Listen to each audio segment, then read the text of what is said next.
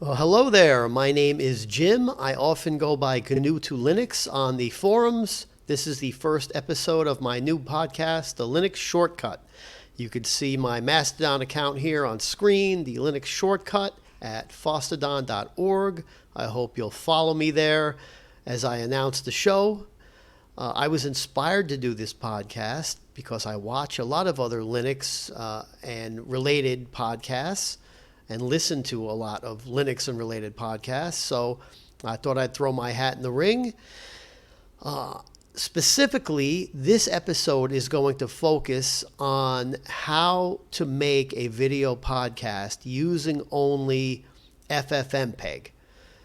I was inspired to do this by watching what some other people have done, and I will explain that as we go. But first, I wanted to talk a little bit about the other podcasts that I enjoy and what my working title for this podcast was. So let's go to that.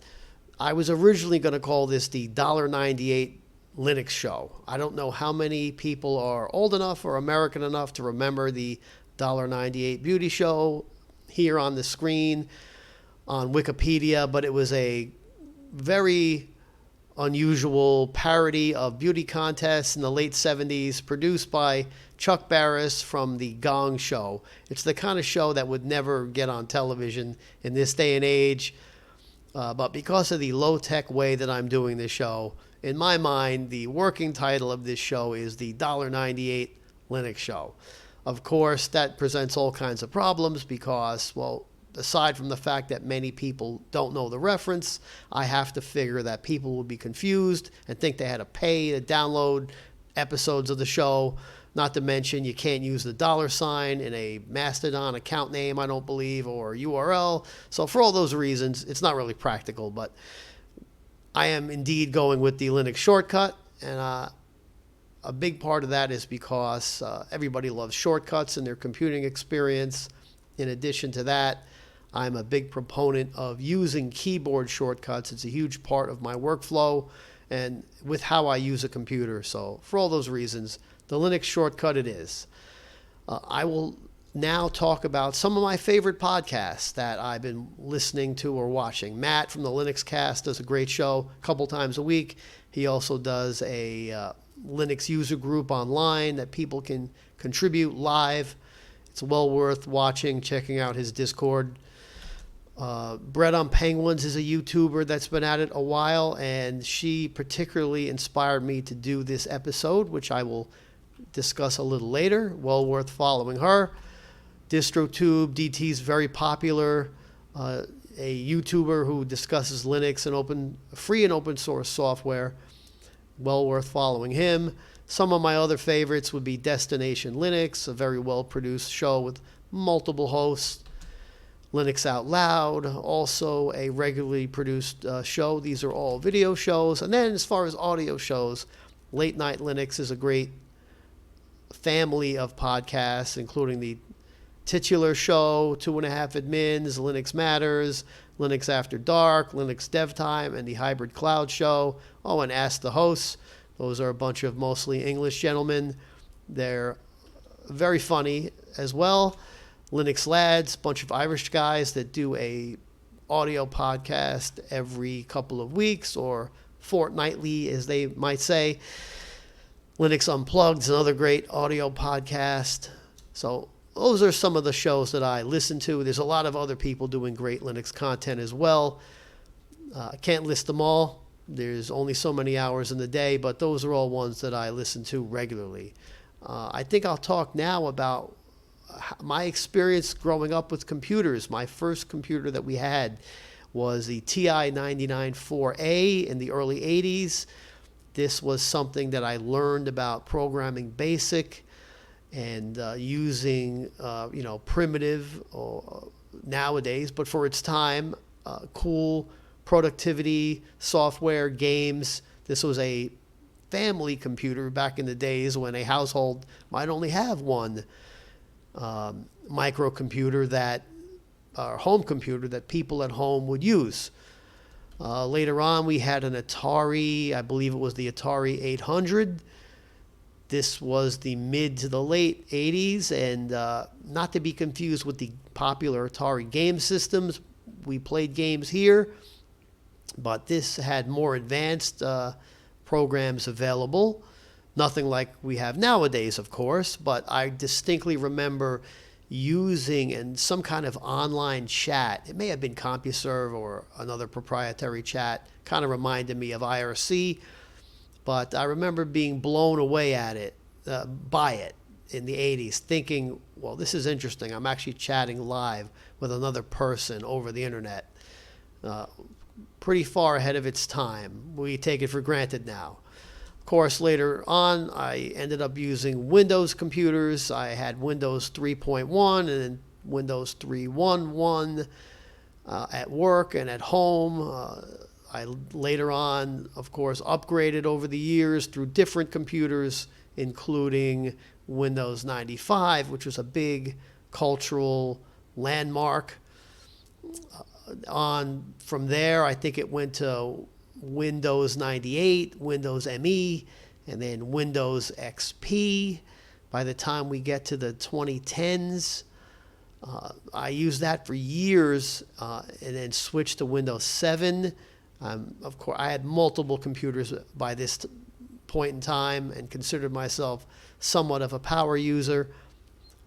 And then I became interested in Linux later on, as you can see by the end of life date here, October 2025, which we are rapidly coming up on. I decided that since I upgraded to Windows 10 and it was giving me problems, that I might look into Linux, because I have old computers, several of them at this point. I don't want to upgrade, and there's no reason that I should have to. So I started experimenting with Linux in October of 2023, and my first distro was Q4OS. I put that on an old computer that I had, a desktop from 2006, not one of my main systems. I just wanted to see if I could learn to put an ISO on a USB stick and get it to install and boot up, and sure enough, it worked. This is a Debian-based Linux OS, and that was the first one that gave me confidence to try more. And then I switched to Puppy Linux, which works well on a USB in a persistent state. You could use it just booting up like your operating system on a USB. After reading all the different forums and places where people discuss Linux, it seemed like the main OS that many people recommended was Linux Mint.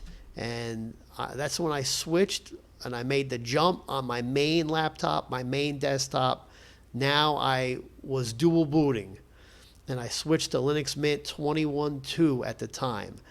That's when it became I was now full-time on Linux on my laptop, my main desktop, and my secondary desktop.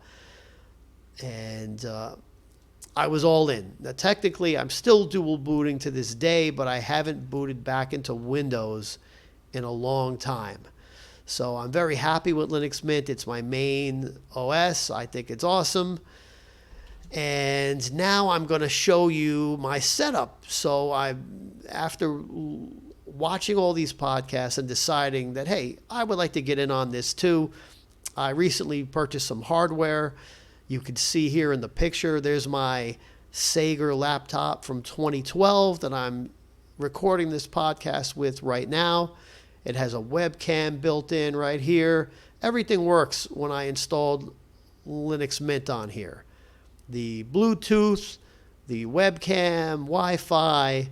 This is still my main laptop for communication, chatting, email, playing board games, all kinds of things. And then to do the podcast, the only investments I made were, first off, I had to get a microphone. And I saw that Matt from the Linux Cast mentioned that he used this particular mic, the Samsung Q2U microphone. It was only about $69 on Amazon. Likewise, I purchased the InnoGear, that scissor arm, which I'm speaking into right now. It's holding the mic that I'm speaking into, I should say. That was only about $19. So that's the only investment I made to create this podcast. I'm lucky that this laptop has 24 gigs of RAM, so it is powerful enough, even 13 years later, to be my main machine. I also have a couple of TVs, as you can see, a small combo device, and I have a number of other computers, desktops to the side on this glass desk. You won't see those in the background, but that's my system. And now we're going to kind of get into the more technical end of this podcast, where I'm explaining how I am using FFmpeg to create a podcast. I got the idea from this person, Bread on Penguins. She's a YouTuber that did something very similar. I was inspired to take it one step further, or one step lazier, if I will describe it that way. As you can see, she's using FFmpeg rather than software like OBS to record her podcast. And I thought it was very clever the way she did it, because I have an old computer. I don't have a lot of room on the hard drive to even fit OBS. And it's not necessary. You can use FFmpeg, which everybody should have on their Linux system, and use some settings like this to, basically do the screen capture and also record audio. You can see X11 grab. There are many commands. You could spend days, weeks, or months learning all these different commands, but these are the commands that she's using to set up, H.264 codec. And I took a lot of these and made my own version of it that worked for me. Now, what's interesting is that you see this here. She actually does a thing where she records video separately on her cell phone. And then she uses a script, which she explains later in this video, but you should watch, to take the video, flip it around, reduce its size, put it in this gray rectangle, and basically put that together with her screen capture. So it's a two-step process, right? Very clever, very efficient. Well, I wanted to do it even more efficient and do this all in a one-step process. So what I've done is I've taken my webcam right here, right? This is a webcam. It's called Webcam. My webcam is being shown here on an app called Webcamoid. It's in the Linux Mint repo. You can see the controls on the bottom. I'm simply hiding those by burying myself down in the lower right-hand corner, kind of like she did. But I have a webcam, and I want to do it all in one step. I don't want to have to record video on a phone and, drag the file over and use a script to put it together. I can do it this way. Put myself down there in the lower right-hand corner, and that's it. It's done. It's recorded on the video all at once. So all you need is the webcam built into my laptop. And Webcamoid's a free app. I put myself down in the lower right-hand corner. And FFmpeg records the whole screen. So I kind of get the same effect like she did, except it's all done in one shot.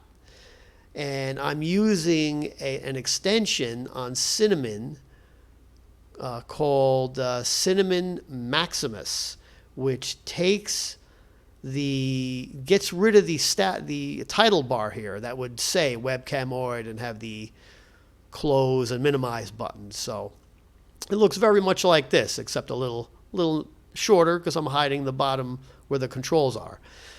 So you could see on my terminal here how I did it, as I awkwardly hold the scrolling back.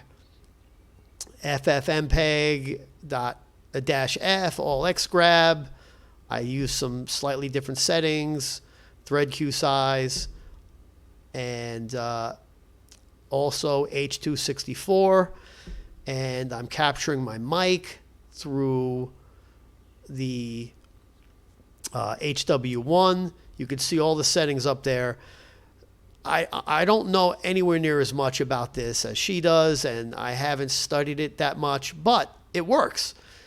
It doesn't take a whole lot if you're willing to check the settings and do a few tests. And basically, I'm able to create a Linux video podcast using nothing but my built-in webcam on my camera, using FFmpeg, and this is all being done on one shot. I don't have to go into an app that's complicated and record these things and put them together. I don't want to go into an editing program and spend hours agonizing over putting this whole thing together and turning it into a finished product. I want to do it all in one take, and FFmpeg allows you to do that. I would recommend watching her video. She explains how she does it. You can look at the settings I just showed on the screen, see how it's done, and you can see my computer's nothing special, right? There's NeoFetch. I'm still on Linux Mint 21.3. I have an older processor, Intel i7 3820M mobile processor, Intel 3rd gen core processor. I do have 24 gigs of RAM, which is what makes this computer still able to be used in 2025 for my purposes. So yeah, you don't need a brand new computer. You don't need fancy software. You don't need to spend a whole lot of time doing editing. You can use FFmpeg and record your screen, record a video on the screen if you have a webcam. You can record audio if you have a decent mic, and it's all done in one shot, and that's it. So if it works, it works. I'm hoping to publish this to the Fediverse first. So, for example, I was looking at PeerTube. Before I get started with YouTube, I thought I would share this video with the Fediverse and see what kind of feedback I get. Anyway, that's the technical end of this podcast. Going forward, I'm intending to cover some other things that I'm interested in, Linux Mint being the main one because it's my primary distro and I like it very much. I'll also talk about keyboard shortcuts and the importance of a keyboard-centric workflow on future episodes. I'm a big user of Firefox. I will intend to create some episodes talking about Firefox and different extensions that I'm using. I'm sure that I will cover command line apps and GUI apps that I'm using for productivity and what I like to do to get the most out of my computing experience. I'll probably also talk a bit about my data hoarding tendencies and discuss other free and open source software.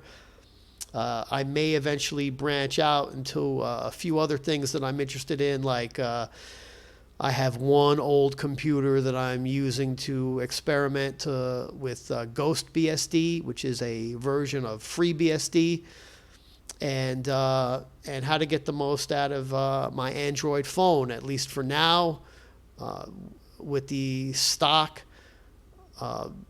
version of Android that I have, on the Pixel 2 XL, also an old device, which is still working perfectly for me.